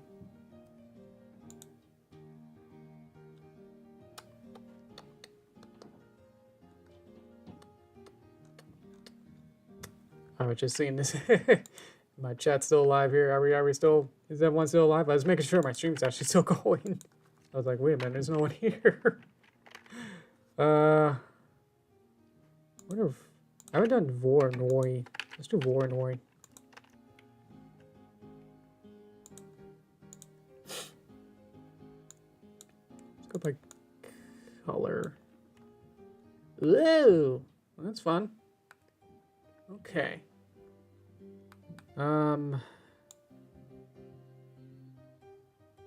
It's made out of like little pieces of glass or something now. Okay, so that's, I get some PS1 type of texture like that. That's kind of cool. Kind of randomize it.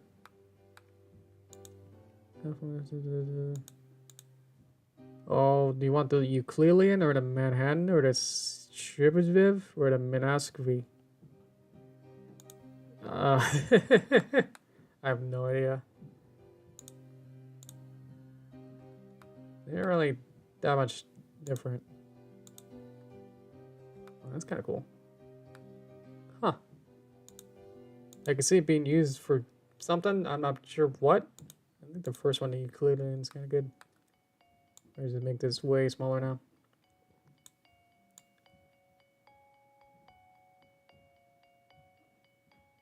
Basically just wanted the bump texture. Is that a thing? Can I just add bump? I can just add bump if I want to. Not sure how that should work. I'm just kind of experimenting right now, so sorry. Whoa, look at that. That's cool. Is invert actually invert it? Strength? Nah, okay. Let's go back to that first or so one with the, let's just add a noise structure. So I know what this does, so it's like, okay. I want it to have detail. I want it to be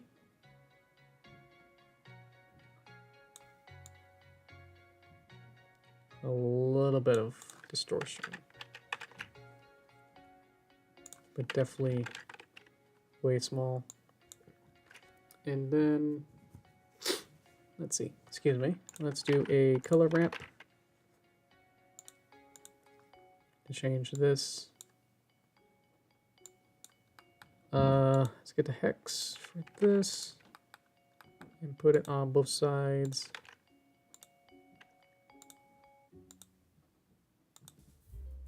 Gotta select the white here. Okay, so now I'm gonna bring these guys in and make one of them darker and one of them lighter. Or is darker better? I'm trying to think if this is a good idea, and it's becoming not as I continue.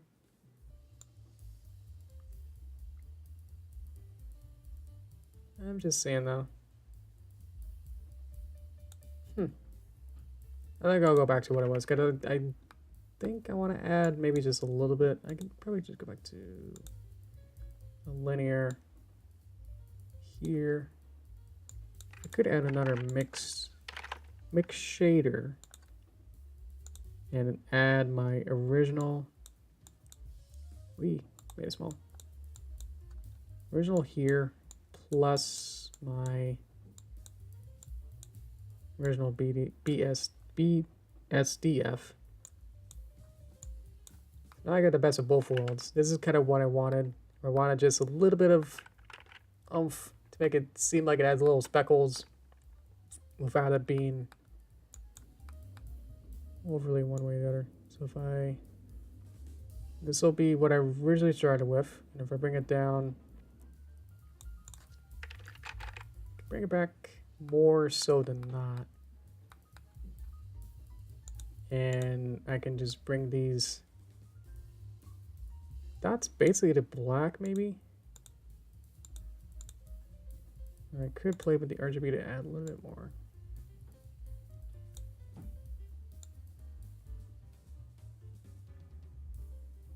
And just make it uber subtle.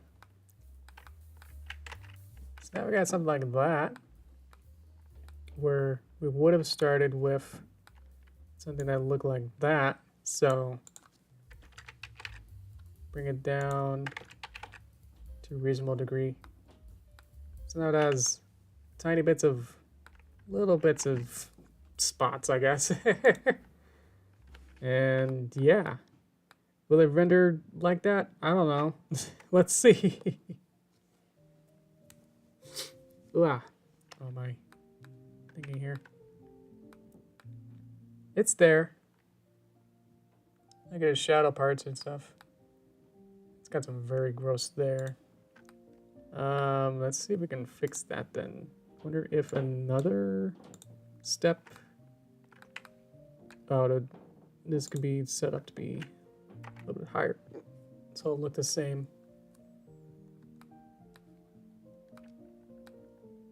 Yeah, it's still a little bit, but I don't want this cauldron to take up all of my memory. I'm a render.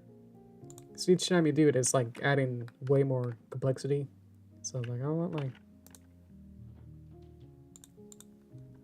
renders to be. I wouldn't want each frame to render a minute longer per frame, just because I wanted this to look slightly more realistic or not. So a little bit tiny bit more smooth, you know. Let's actually make it bigger. And I could add more stuff too. I could add more thingies. Yeah, let's try with that brick texture that we found.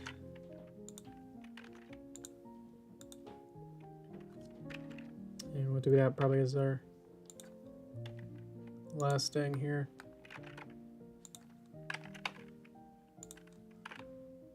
Make it as big as the floor here.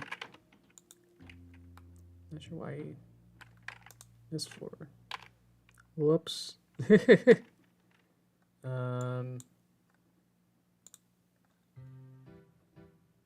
Set. There we go.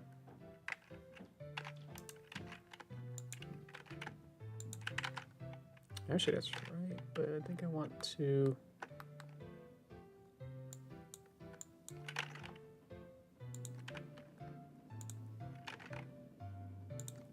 There you go. Okay, so that makes it slightly more smooth, and we'll add that color. We'll add the brick texture to it. So let's add brick. And we'll probably have to do that color wrap if this doesn't have color into it. Yeah, cool. That looks. Nah. Okay. Frequency. I don't know. I don't know what squash is gonna do. Oh, look, I'm adding the squash value. Here we can change the colors. Okay, so we can make this into what orange? It's hard to get. Or brown. That's good. And then a little bit more red. And this will be the black parts that's there now. Ooh, that's actually more what real brick looks like. That's good. And we just scale it a lot. Also see that my screen's gone, so I'll turn it back on. So I got some a little bit of bricks going on. Maybe a little bit larger. And I'm gonna have to figure that part out. Oop, that's what that do. Let's divide that by 2. It's easier to math it than trying to figure out the numbers of it. The same thing, but I'm just adding the value. Motor smooth. Yeah. Bias. Yeah. Yeah. Brick whiff. That's the brick whiff. Okay. Let's bring it down. That's the height. Whoa, okay. What it was pretty good. Okay. And let's bring in the principal BSDF. So I want to add some specular into it. There's some metalness, so I want to add a mix shader. Hook these together. Now it's going to try and do both at the same time, which you get that. So I will bring this into one of these colors. Try and bring it back.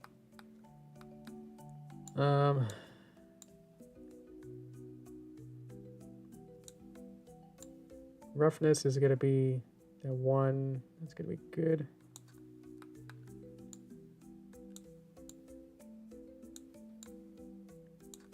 And let's make it. Let's just add a little bit of it. Yeah, don't go all the way with it, but I could override that a little bit there. So just a little darker, and then maybe bring it more towards red. So something like that. Question is, why is there no shadow? Contact shadows. From my pumpkin to the floor here now. Huh. Interesting. Okay. Well, alright. First frame. Back to layout. Zoom in. Position probably has all these keyframes. It does not. Good.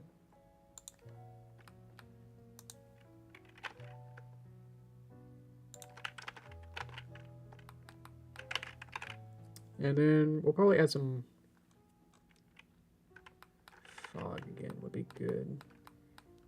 I think I'm over time than I usually do, so I will call this something. I'll call this good. Let's get rid of that. Cam overlay. Turn that all off.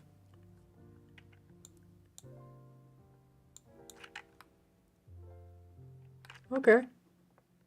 So today we made everything outside of the box. So that's not bad.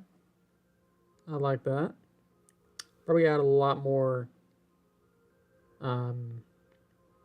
maybe some frill, maybe some more decorations to like up here or something. So that'll look a little better once I add more stuff to it. Probably add some more designs. I'll look at what a pumpkin looks like apparently. But yeah, we got the cauldron to look really cool. We saw that it was animated. And the gooiness. Ooh. I'm actually really proud of that. That looks so cool. Whoa. Woo. I like that. This will be fun. So, yeah. We will continue this. Because I can go to Torso Time, but there you go. Got a nice something now. I figured things out. Hopefully next week I'll have more idea of how to do the shadow puppets themselves, and then try to animate that. And yeah, let's go Torso Time. So yeah, next week will be let's see. Is it there? Chat's not there. Okay. So yeah, next week I think I will do another part so we can get the shadow puppets, sticks, everything inside of the screen. Probably animate some of those, or maybe model some of those and animate them. Yeah. Oh, it's been a week. Been so tired. If you're missed some of the stuff I said earlier, yeah. Where should I start? Detective Pikachu. I guess I can talk a little bit of my first impressions with that. It's I played the first game. I played the first 3DS games. I guess it technically was in Japan. They were like separate eShop games, but in the English release they just packaged them all into one 3DS cartridge. I also got the giant Pikachu amiibo of Detective Pikachu, so I like it. I'm more in those kind of slow, kind of like, you know, more fun. I like the more Pokemon spin-off games than I would rather play as one of those more cutesy, more kid friendly, much more dumbed down Pokemon games. Because that's what, you know, what I have a lot of trouble with, like with a lot of games, is like I don't want to actually. I have a hard time. I have a skill issue with trying to beat games or really completing games. So I'd rather have more games that don't require a huge amount of skill. So if you can tap A, then you're okay. That's what Detective Pikachu and the sequel is. At least for the first 2 or so hours of what I played last night, it's a lot of talking. I can't imagine any kid actually like sitting down and be like, okay, here we go, Pikachu. We're gonna do a cool detective thing. We're gonna run around and this could be great. And nope, you're gonna be listening to like and reading. I don't know, like probably like 1,000 text bubbles in per hour. It was insane. I'm sure it's for the tutorial to like try and get you to understand everything step by step, but it's like, as I said, like it just like any regular conversation felt like 10 to 20 text boxes. It's like, jeez, it's like everyone had to say something. It's like, yeah, every conversation boiled down to, hey, who are you? And you're a human? Oh, okay, cool. Or if it's a Pokemon, it gets even longer, because like Tim the human would say, hey, how you doing, Pokemon? And then the Pokemon has the text bubble of Pokemon cry. And then Pikachu was like, oh, okay. So he said this. And then Sim's like, whoa. So that's what's happening. And then the Pokemon's like, arf, arf, or something. And Pikachu has to say, oh, yeah, so that's what's happening. And then it's translating. And it just takes forever to get through anything. I don't know. I feel like the pacing of the first game really flew by. So it's really of a slowdown. It feels much more slower in the second game. So I'm still willing to, you know, sit down and play through it, but it's like, yeah, I just can't imagine a kid being like, yeah, go Pikachu, and then Pikachu's like this middle-aged, like old man kind of Pikachu where he can't do any electric attacks. He has his amnesia. It's all this complicated stuff, and it's like, jeez. Like, who is this for, you know? Like, the kind of audience that I can't even imagine, like, anyone, who is this really for? Because, like, any kid is gonna get completely bored out of their mind with just trying to read through everything. And then there's, like, some, what are called? Not QVC, the QuickTime events, QTEs of QuickTime events, where all you do is just mash A. And there's really no penalty of it, really. If you fail, then it'll just kind of restart the sequence a bit. So it's like, okay. So QTEs are just kind of mash A like 20 times, and it's like, okay. And then that happened. So the only really fun that you can get out of it is if you're a Pokemon fan. I mean, that makes sense, but it's like they want you to know about the Pokemon a little bit. Because they'd be like, hey, we need to find a red Pokemon that can cut things. And it's like, oh, okay, does that mean Skeezer? And they're like, no, it's Ponyard, haha. And it's like, whoa, what? So it's like, oh, okay. Or yet to have played Sword and Shield, which I haven't. So there's a lot of Pokemon that I don't know, and that like to feature Sword and Shield Pokemon a lot. So it's like, okay. Can't really know who this is or what, you know, because they don't really say what typing it is in their little instructions of them. They're just like, they have like flavor text for like their introductions, like the little Smash Bros. Like boom, Raboot, the kicking Pokemon. And it's like, that doesn't help me with some of the quizzes and stuff like that. Yeah, there's like a lady in a park, and she's like, hey, want to do a Pokemon quiz? And it's like, okay. But luckily the questions were simple enough or straightforward enough that they were like, hey, which Pokemon is a bunch of them, and they're like in a group, and they're in the park. And it's like, oh, okay, I'll find a whole bunch of the little roly-poly caterpillar guys. It's like, okay, I don't know this one, but okay, I guess that's it. So, yeah, it's okay. I haven't really read too many reviews, but a lot of them are citing that all I've really saw was that the graphics were, people were saying was subpar. And it's like, I get it. But there's so many like art style, you know, intentional art style stuff that's like, it's probably what they probably wanted to look like anyway. Like all the key promotional art does have better lighting than the actual game, but it's like it's when you're playing it, you're just kind of just reading text boxes anyway. So it's like you're not really thinking about like, gee, man, this area doesn't have 3-point lighting. Oh man, you know, it's okay. You don't have to worry about the graphics. They're fine. They're better than Wii graphics, or sometimes better than Wii U graphics. So it's like it's tolerable. I'm not a graphics junkie, so obviously I've been playing Nintendo games all my life. So it's like I'm not really used to 4K, you know, and 100 gigabyte games that are just old texture pack. Where half the file size would be textures. It's like, yeah, I'm good. But gameplay is key, and it's like it's a visual novel at its core, really, that breaks out into maybe you can run around. But the first major chapter story is actually pretty good. I'm intrigued. I haven't finished it.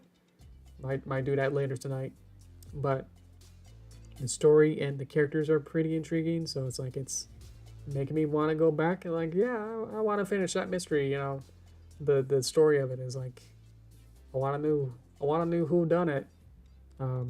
So it's pretty fun in that sense. So I think there's like 5 or maybe 6 chapters. I think the prologue's probably a chapter, but that was only like half hour, so whatever. But yeah, I'm liking it so far. So yeah. Pika Pika, and yeah.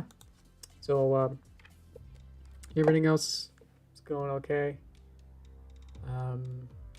Yeah, we'll just keep going. Just keep on swimming. So yeah, I think I'll wrap it up here. First, obviously there's not enough people for an objection to overrule me in that. So yeah, thank you guys for watching. I hope to see you next week. We'll continue with this animation and we'll work on the actual stick puppet parts. I'll figure out how to do maybe rigid bodies or something, so maybe the arms can like dangle. I'm trying to figure out more complex ways so I don't have to animate in some aspects. Try to add some physics or something that could just be calculated. So I'll look into that. So yeah, thank you guys for watching, and yeah, see you next week, and we'll continue with that, and then I'll let you know what the schedule is from then. So yeah, thank you guys. All right, bye bye.